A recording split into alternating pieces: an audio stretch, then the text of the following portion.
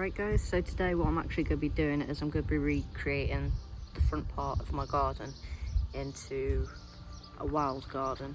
Obviously I've been off work for quite a while with injuries, so my garden's got a bit psychotic and out of control. The only reason I'm digging it up now and redoing it, yeah, there's some wildlife in there, but there's also like bits of glass and rubbish and crap that people just can't be bothered to find a bin and put in, you know? So they shove it all over the sides of people's gardens around here. So I want to get all that removed to also help protect my kittens, as well as any of the wildlife that I get in there. What I'm actually going to be doing, I'll show you now, is you can see all this bit. There's a little border here. I'm going to be going up to that border for a little bit of my wild garden. I'm also going to be doing the border around my garden as well. As you can see, there's some wildflowers already, so I don't want to disturb them. But I want to get a lot of Cornish wildflowers in there. Just digging it, prepping it, trying not to disturb too much of what's already there. I know a lot of people are like, leave your garden alone in spring, don't touch it, don't mow it, don't this, don't that, leave it for the wildlife.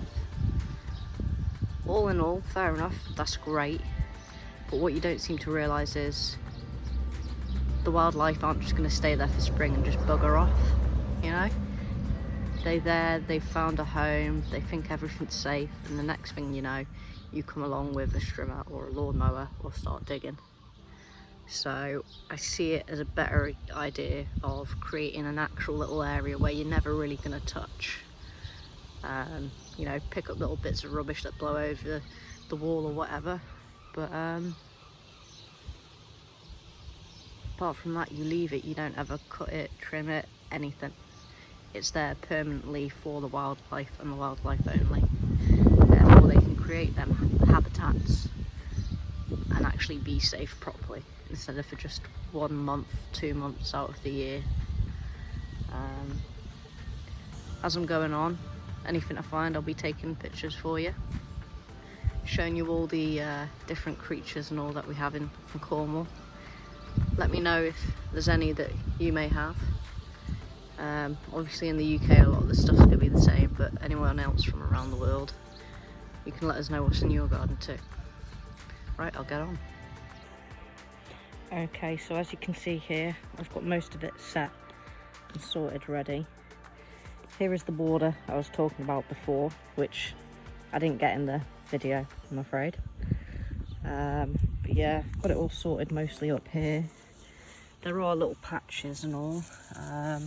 Got a few snails around here, and I don't know if I can find them.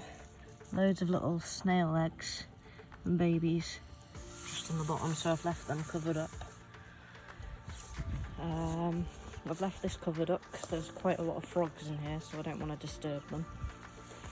And then over here, I've got a little opening down here. This is actually a hedgehog house that I put together, so it's quite deep under there and filled with leaves for them. What I'm going to be wanting to do now is get a few rocks, some branches, maybe from the back garden, I've got loads, or from the forest, put a few in here, and then I'm going to order some wildflower bombs and put that on top, and hopefully it'll start to all overgrow. Let's go see what we've got in the back garden.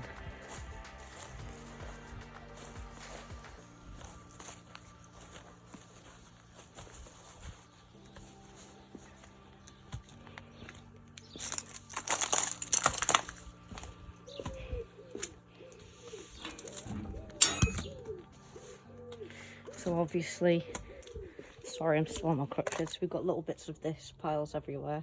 I tend to leave for the birds to make their nests, but we can use some of that on there.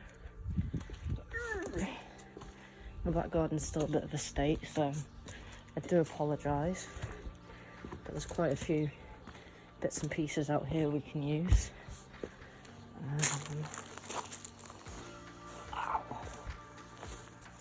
Okay, so we've got some logs in here. I can chop some of them up. I have to be very careful with them ones, because the logs that they are have come from the trees up here. Now, the reason being, doesn't matter how much you cut these trees down, you cut one, it'll shoot 20 more little sprouts out. It's an invasive species that was brought to Cornwall many, many years ago. But still, I don't want to spread it, so I've got to make sure them logs are definitely out of production. Here are my wild cats. No, she don't seem impressed. Wild cat dog. No, they don't care the sun's out. But yeah, hopefully going to be getting something like this. Got loads of ferns. I love them in my back garden. So hopefully get some of them in the front as well.